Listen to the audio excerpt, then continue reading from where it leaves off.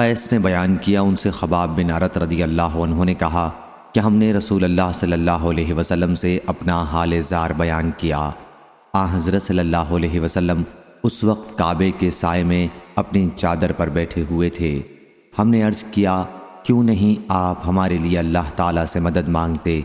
اور اللہ سے دعا کرتے؟ حضرت صلی اللہ علیہ وسلم نے فرمایا، تم سے پہلے بہت سے نبیوں اور ان پر ایمان لانے والوں کا حال یہ ہوا کہ ان میں سے کسی ایک کو پکڑ لیا جاتا اور گڑھا کھود کر اس میں انہیں ڈال دیا جاتا، پھر آرا لایا جاتا تھا اور ان کے سر پر رکھ کر 2 ٹکڑے کر دیے جاتے اور لوہے کے کنگھے ان کے گوشت اور ہڈیوں میں دھسا دیے جاتے، لیکن یہ آزمائشیں بھی انہیں اپنے دین سے نہیں روک سکتی تھیں۔